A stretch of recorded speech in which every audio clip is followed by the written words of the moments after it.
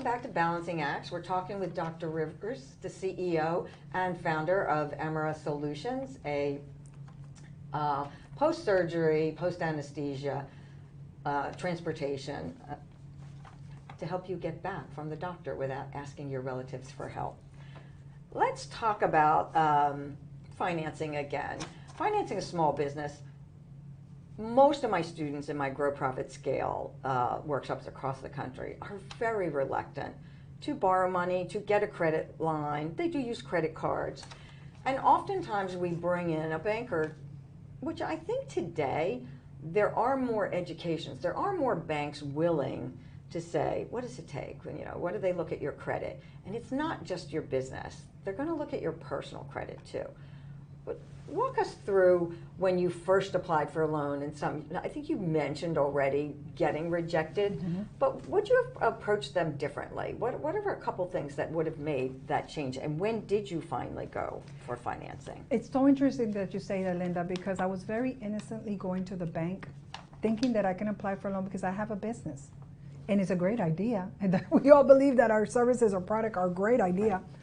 And I was getting rejected, and I was like, okay, what did I do wrong? At that time, I went to the Goldman Sachs program, which is a 6-month program, totally free. You have to, I think, make at least a minimum of 150 revenue a year to qualify, and you have to go through several interviews to get into the program, but I did. And so I brought up that conversation, and I said, what do I need? And then they told me, your credit score has to be here. You check your credit score. Also, you have to be bankable. And I was like, I never heard you have to be bankable. What does that mean? And they're like, you have to build a relationship, be bankable, and your credit score. And if you have collateral, if you have service, you have to prove that the numbers are there. But back to the CPA.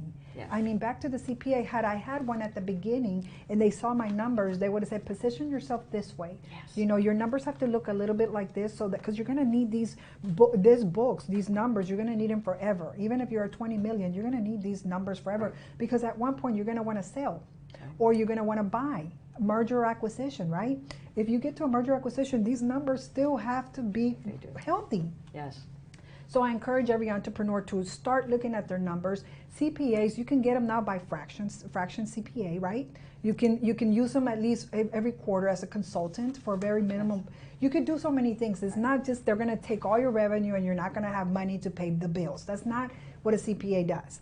And so I call them the doctors of the numbers, of your numbers. That's what I call them. You need a doctor, right? Everybody needs a doctor. We all go to the doctor. We all get checked up. Why do we do that? Because our health is important, right? Well, the doctor of your business is your CPA. And you got to find the right one. Build a relationship with that CPA and tell them, listen, this is my service. This is my company. Tell me what I need to look like. So when I go to the bank, they look at it and say, huh, we like what we see. You're bankable. Right. And then take care of your credit, because unfortunately credit is everything, right? Yes. But I did get rejected multiple times, and I didn't understand why.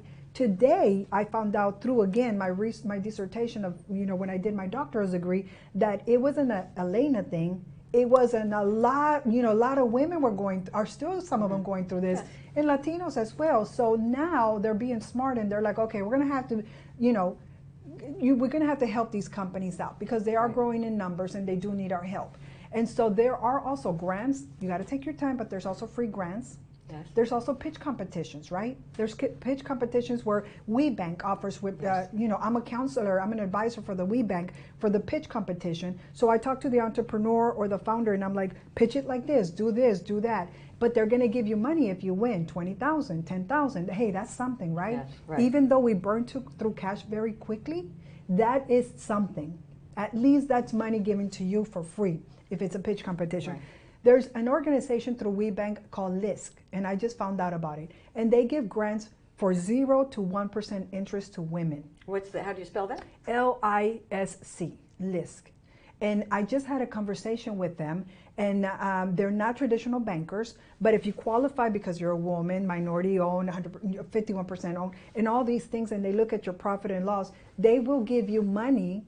And this comes from pharmaceuticals who say, we might not do business with you, but we want to see you grow. So we're going to put some money over here, allocate $35 million for women entrepreneurs that qualify, tap into that money, 0 to 1% interest at a 7 to 10 year loan. I didn't know that. I just found out that not too long ago. So there are programs like that, but that happens because you get involved with the chambers, the local Right. and the national. You get involved with WPO organizations. Networking is not about network, it's your net worth, right? The bigger your network, the bigger the ecosystem, the bigger your leverage is, because you're going to run into someone who has the answer to help you for the next step. Exactly. And I think what's also very important for business owners to understand is the difference between cash and profit. Dr. Rivers is talking about, understanding your numbers and your credit score and why a bank would turn you down. But you got to ask your CPA, what does that mean, cash and profit, right? If you don't talk about that, a bank is not going to give you money if there's not enough cash flow to pay the interest. Frequently, business owners say, I want to pay the lowest tax, I want to pay the lowest tax. Yeah. But that means you don't have a profit, or you might wipe your profit out. So you have to understand it, and there has to be a story to that when you go to the bank. And unfortunately, you learned after being turned down multiple times. And hopefully the things we share today with our audience will help them avoid that. I want to move to talking about getting help. So when we first start, I started my business. I've had multiple businesses. I was a bookkeeper before a CPA. I got many people dropping off shopping bags of receipts at midnight, the night before something was due. Oh, so you've had that experience. I've had many of those experiences, and I didn't fire them right away until I learned that they had to get their stuff together. But how did you find help? I didn't have help at the time. Yeah. So I didn't have an assistant. What was the first hire you made? First to hire was the bookkeeper. The bookkeeper, because that's another thing. You start and you say, I'll take care of my books. No, you cannot take care of your books. That's like saying, I'm sick and I'm going to heal myself. Well, that you can do a little bit of it, but you can't really heal yourself. You need that specialist. Yeah. So the bookkeeper is probably the cheapest, but you still need the CPA. So I go back to the CPA, and going back to cash flow, a lot of entrepreneurs, they don't understand to take 10% for cash reserve.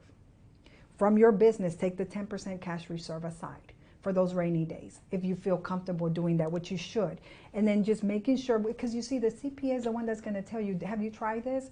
Have you tried about, well, what is your goal here? Well, my goal is to sell. Well, to sell, you have to have healthy numbers. Right. Well, I don't want to sell. Well, then, okay, well, then let's just keep the numbers less, because, you want to pay less in taxes. And, they help you from tax problems. The one identity that you do not want to mess with is the IRS. Correct. You do not want to do that. Don't play with that. Don't cross it. Don't cross the line to that, because that's dangerous territory.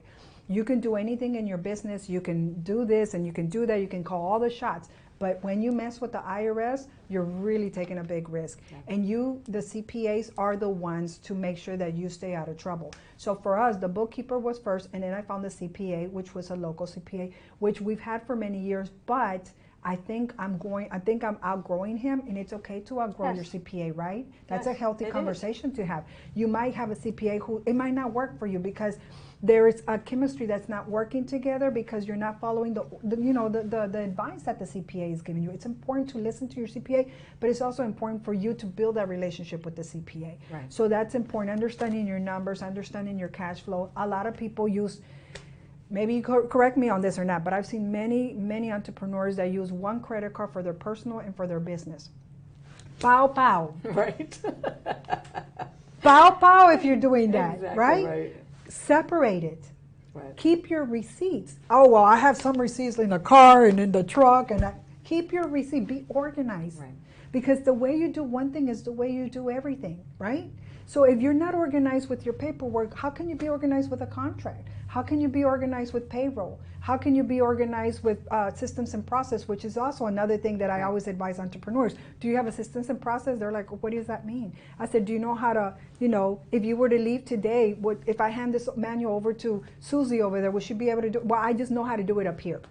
Okay, well, up here doesn't work. That's not scalable. So organization skills is so important for an entrepreneur. Right. And a lot of entrepreneurs, we're not. Because we don't sit down and well, I do, because, of my schooling, I was taught to do that. But a lot of entrepreneurs, they're just all over the place. Exactly. They just know how to, they have a good product, good service, but they're all over the place. Well, they're technicians, right? Well, they're technicians, that's true. And systems and processes, you're right. I'm also a systemologist, which I help business owners kind of capture the way they do things now without getting too complicated about, because if they're overcomplicated, but if you think about hiring that first employee, if you get it out of your head on paper, you'll be able to hire someone and use it to train them. And you don't get frustrated. Otherwise, and you don't fire them. You won't want to hire them, right? Or you fire them and they were like, well, I didn't know what I was doing. Exactly, Anyways, you fired me because I don't know what I was supposed to do to begin with.